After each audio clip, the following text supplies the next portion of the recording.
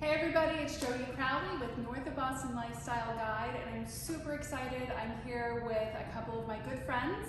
One is Caroline Wilcox, and she has a wonderful new pop-up shop in Burlington. She's going to tell us a little bit more detail in a bit. The Tin Box Jewelry Store. And I also have Electra Gavoni here. She is a business coach, and she'll tell you a little bit more about what she does. But we're here to have a conversation about the store, the upcoming holidays, and all the wonderful things they have here to offer, so you can come and get your Christmas shopping done before everything's gone. So, all right, should we have Electra maybe talk a little bit first? Quick hello. So hello there. I'm Electra Gavoni. My company is the Alternative Board, TAB for short. Not the diet drink, but yeah. If you grew up in the 70s, you know what I'm talking about. What I do is I help small business owners. It is a challenging world to be a small business owner. And the realization is that you don't have to do this alone. Help is around. A part of what I do is I bring business owners together in small groups so we can help each other. And so I'm very passionate about the local business community. I love what Jodi's doing, and I'm really passionate about supporting businesses and really creating sustainable models so that we're around for a long time, and we're feeding to make a wonderful community for everybody. Perfect. Yeah. Excellent. So, all right. Well, tell us about the store. I'm Carolyn Wilcox Horton, and I am the owner and creator of Tin Box Jewelry. I started this pop-up shop as a way to bring local like-minded artists together. In the shop, we all focus on either sustainable products or charitable giving. And having one place to be together is a great way to raise all our ships with a little high tide and keep us all from having to chase down holiday shows all day. The COVID has really done a number on local outlets for being able to showcase local work. So this was our alternative to setting up your display, tearing it down, setting it up, tearing it down every weekend. Especially when outside factors with shows can determine your success in a weekend. Yeah. Absolutely. That's how we started. Yeah. Now you have a number of other talented entrepreneurs that you have partnered with. Yes. Do you want to tell us a little bit about Sure. a few of them? And also just tell us a little bit more about Tin Box Jewelry. All right, so I'll start with myself. I make jewelry out of vintage tins, old tea tins, candy tins. It all started, I was collecting tins, and my husband was annoyed that tins were everywhere. And I kept saying, they're so beautiful, the patterns are beautiful, back when packaging mattered, right? Yeah. Like now you're lucky if you get cardboard, it's mostly shrink wrapped plastic. So he, in his best third grade voice, so why don't you wear it? And so I cut a tin, and I made some earrings, and everyone just kept asking where I got them, how could they get some? Yeah. So that's how we got started. Oh, that's wonderful. So I do like to say I win twice, because he's home doing the pickup and all the running around with the kids, and I get to buy tins professionally.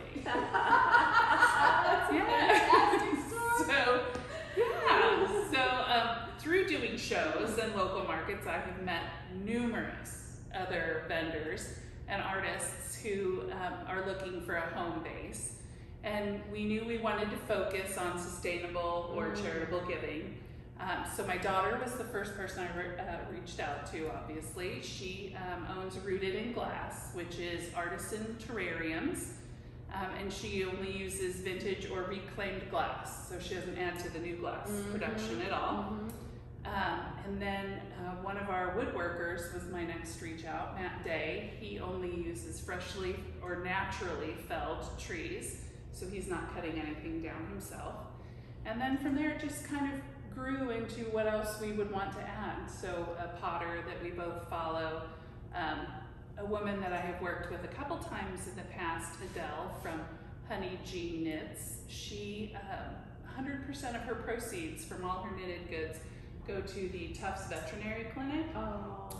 They owned a dog with behavior issues at one point, and that's where she wants to put her money to help dogs with behavioral issues.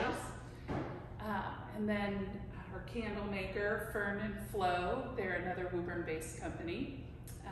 5% of their proceeds go to environmental causes, and it just kept growing. We just kept bringing in people that we knew who had the same sort of focus that we do. Yeah. Well, the store is beautiful. Thank you. And it's really gorgeous. Thank you. You have to come to see it. Yes. Yes. Yes, we're right next door to LL Bean. In between LL Bean and Carter's. That's where you go. But you do walk into the space and say, oh my, like things are distinctive, like the handmade quality and just the care that each piece, you see it immediately. So beautiful, beautiful. Thank you. And we really strove for artistic work, not just another, wreath that you put together with a couple dried flowers, or not that there's anything wrong with that. Nothing wrong with No. And but we were definitely trying to go for, I don't like the term, high end. Just more heirloom pieces with everyday functionality. Things that you'll keep, that you'll use, that you'll pass on, but being used is the most important part, because you can have an immaculate cutting board or whatever. If you're not using it, it really doesn't make a difference to your life. So. No, that makes sense. Yeah. Now, you also use this space, you share this space with people to create. Yes. Tell us more about Yes. So we have this back area in the store that we have saved for studio space and events. We partnered with Olive and Fig, who she owns a charcuterie business, so she does all these boards, but she taught a class. Jen Murray Gray from Woburn, who is a chef and a wine expert, is going to do tapas and Spanish wines. We've partnered with Cocoa Bean Town from Boston. They're going to do a chocolate tasting where it's the different varieties of chocolates, and you get to walk through that experience and learn how chocolate's made and etc. But we've also have hands-on events. We had a succulent planting night, times where you can come in and make your own terrariums. Fun. A lot of, for Small Business Saturday, we'll have some wine tastings, but we'll have some activities for kids back here so parents can shop.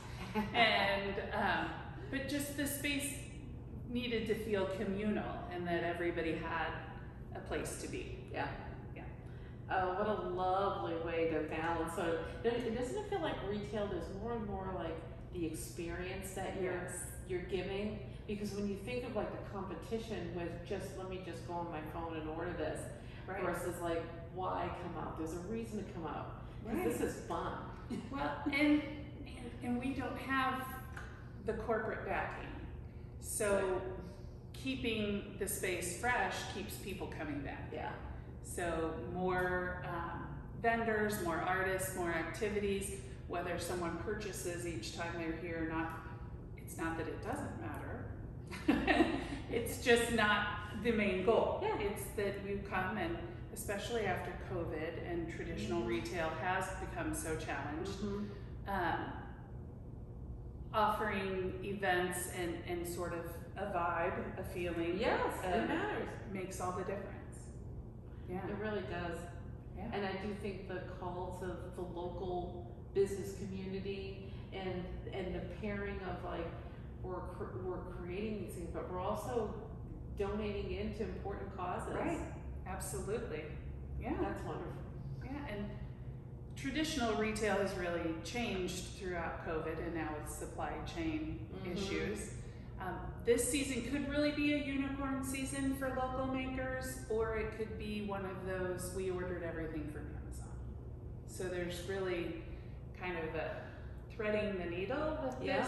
this holiday season, because this is where local vendors make the feel most like money. There's an opportunity. Yes. Because last year for some was horrendous when it came to you ordered stuff and who knows when it showed up. Yes. And no one wants to revisit that. And this year will be worse. Yes, because we have the additional supply chain challenges. Yeah. So I think the push to buy locally sourced, support local businesses could be a great win. Agreed. Yeah. Agreed. Yeah, absolutely. You're gonna come in, you're gonna buy what you need, you're gonna have it You're in gonna your have hand. And it's not the same thing that every other Yes. person got your mom. Yes. You know, coming from a large family, if we all bought my mom a pair of earrings from the same store, it wouldn't be like here where you got 3 completely different pair of earrings where certain stores it's the same gold, you know, Right. gold earrings. So Yeah, yeah. absolutely. Yeah. Well, and speaking of earrings, I don't know if you can see, but I now have 3 that I have looked through. And let me tell you, I have more looking to do. These are beautiful. Thank you. Oh, and so creative, and the Thank you. colors. Like this to me, this one I'll show you, but this like screams summertime. Oh, yeah. Like, Yeah. okay, I'm gonna be out, and I know the outfit I'm gonna wear. Yeah. And I'm very excited. Yeah. So, Yeah. so tell me about your inspirations. How do you go about looking at a box and saying that is going to become this? So usually I open the box up first. Yeah. I take it apart at the seam and Okay, lay it lay as it out. flat as possible. And then it just kind of tells me which Mm. piece needs to be cut out and featured. So I cut them out, shape and sand them, because I can't sell you jewelry that'll kill you. Yeah. If it's sharp. So then I have a million beads and things, but I use as many reclaimed beads as Yeah. possible, or vintage necklaces to keep it with as small a footprint as possible. So it just kind of tells me what to do, which I know is kind of cliche, like, oh, it just speaks to me, but there are tins that I've purchased that I thought I would never ever use, and then I cut it open and I'm like, how See did I not something. see that before? So Well, and it's interesting to say that because sometimes looking at it in a different, you know, if it's one thing if it's in a shape, correct, and then what happens once you kind of just lay it out. right, Yeah. where you don't see it maybe around the curve, Yes. the way you know Yes. it comes out, yeah. Yeah. The other thing, you mentioned this when at one point when you were talking about your jewelry, and I love this point because it's tin, you can have a larger earring. Oh, yeah. And it not be heavy. Yes. Not at all. Nope, they're very lightweight. And I'm a big earring person anyway, but you almost forget that you're wearing them. Yeah. Yeah. Yeah. I love that. That's Yeah. that's a great point. Yeah. Yeah. Yeah, you can go look at some bigger ones. I know. Whatever size you want. Yes. Yeah. It really is that way. It's funny, yeah. And how do you find these boxes? So a lot of estate sales, some flea markets, some thrift shopping. Yeah. But yeah, again, with the estate sales, I usually find larger collections of tins at once, and it isn't something that's necessarily valued by the younger generations because they just saw it as mom's button box. Because that everybody's mom or grandma had a button box and a tin. Absolutely. Yeah. True. Or it was just something to, you know, hold keys or whatever, and I see it for something completely different. So Yeah. yeah. That's beautiful. Thank you. Well, this has been awesome. Is there anything else that you want to make sure people know about what you're doing here? Really, my call is to support local makers. That's my big call.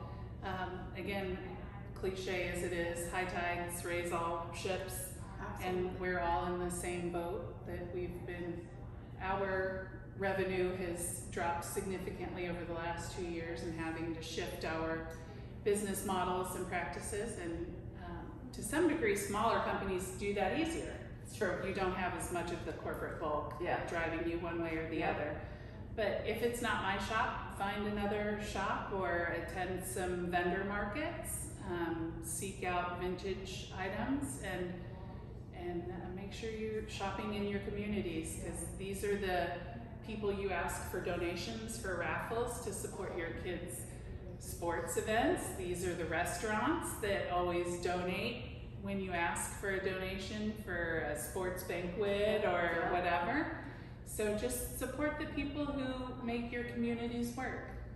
Yeah, absolutely. Yeah. And if someone wanted to learn more about upcoming events and They can follow me on Facebook and Instagram, and then my website, which is tinboxjewelry.com. Excellent. Yeah. that's wonderful. And do you need to register, or is it pretty much open house? Is it So- limited? Yeah, certain classes, Yeah. we have a limit just because of the size of the room Yeah. and how we do, while we don't require COVID protocols necessarily, because the town of Burlington does not have a mandate, we do attempt to keep some good space. So we cap most of our classes at 12 to 14. So That's a nice size. yeah, This and is it's a- a good space. This is a big Yeah. space. Yeah. Great light. Yes, yeah. So most of the events, like the chocolate tasting and those, do require ticketing, but you can find all of that on my Instagram or on the Facebook. And once you've got your ticket, you're ready to go. Excellent. Yeah. Awesome. Well, thank you. Thank you. I appreciate it. Come over. I appreciate it very Absolute much. pleasure. Thank you.